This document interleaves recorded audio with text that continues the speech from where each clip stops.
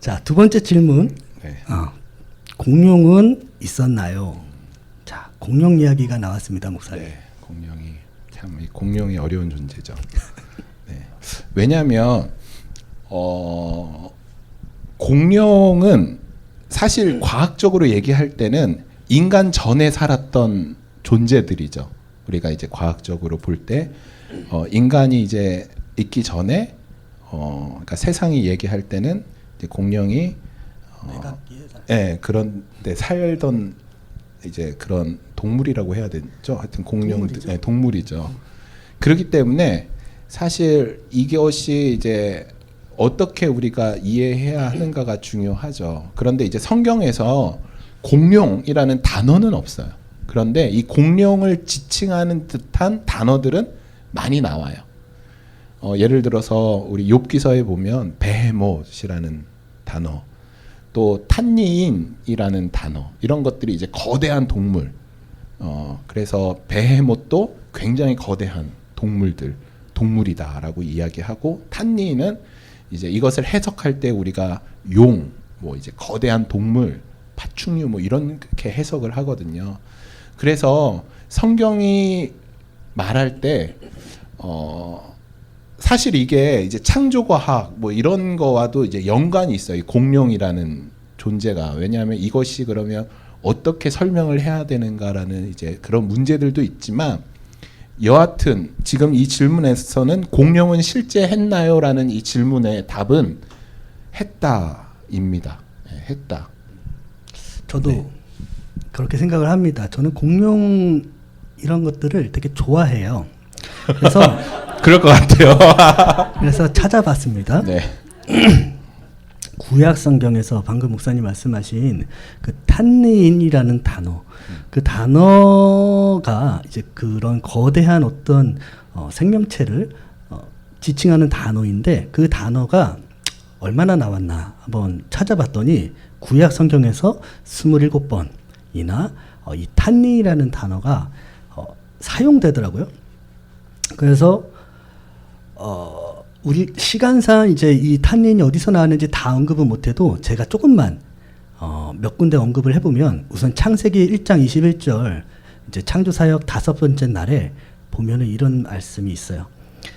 바다 생물들을 창조하시고 새들을 창조하실 때 큰 바다 짐승도 창조하셨거든요. 큰 바다 짐승을 지칭하는 단어가 탄니인이래요. 이 큰 바다 짐승은 탄니인, 뭐 그 우선 거기 나오고, 자, 또 어디에 언급되냐면 출애굽기. 자, 우리 7장에 보면은 모세가 바로 왕 앞에서 지팡이를 던집니다. 그게 뭐가 되죠? 뱀이 되잖아요. 그 뱀을 지칭하던 단어도 탄니인 사용합니다.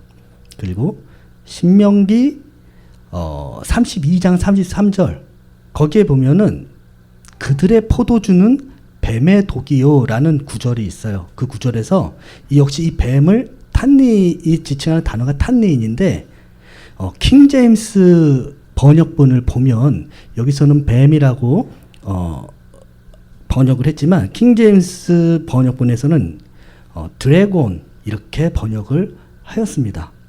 자, 그리고 욥기 7장 12절에서도 욥이 하나님께 하는 말이 있어요. 하나님에게 하는 말 중에 내가 바다 괴물이니까 라고 하나님께 그렇게 질문하는 부분이 나오는데, 그때 사용되는 단어도 탄니인이에요. 자, 이 밖에도 창세기, 출애굽기, 신명기, 욥기, 시편, 이사야, 예레미야, 에가서, 에스겔, 미가서, 이렇게나 많은 곳에서 이 탄니인이라는 단어가 나오는데, 대부분 개역개정에서 이 번역된 단어들은 뭐로 번역되냐면 뱀이나 큰 물고기, 고래 이런 단어들로 번역이 되고, 특이하게도 이 탄닌이라는 단어를 일이나 승냥이 또는 들깨들 이렇게 번역된 부분들도 있습니다. 근데 재미있는 부분은요, 여기 에가서 4장 3절인데요. 개역개정에서는 이 들깨들이라고 번역을 했어요. 그런데 킹 제임스 버전에서는요, sea monsters라고 번역을 했어요. 바다 괴물들이라고. 재밌죠? 독특하죠? 그 보면은 이건 이제부터 제 개인적인 생각입니다, 목사님. 미리 말을 해둬야죠. 자, 용은 우리가 상상의 동물이다라고 하잖아요.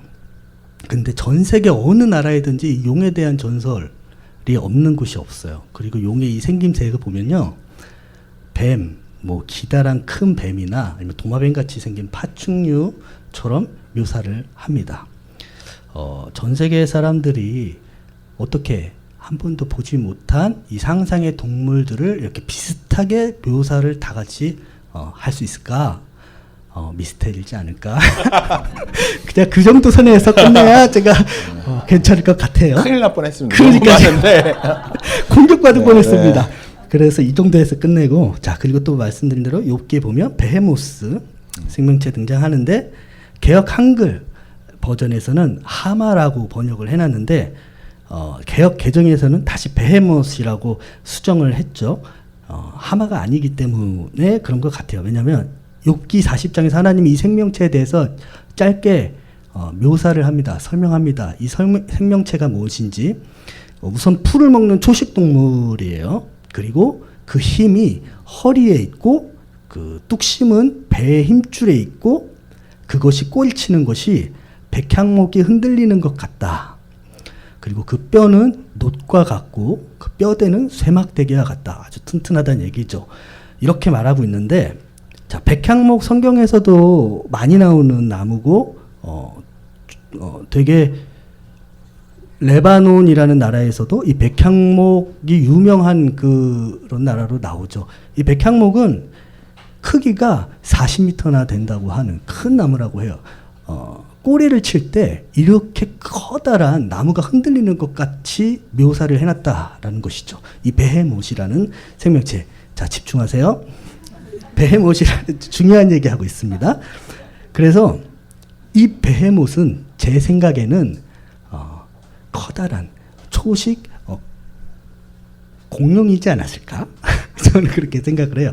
그래서 공룡은 또 실제 화석도 발견되고 발자국도 발견되고 또 화석들이 발견되는 것으로 보아서 실제로 있었다.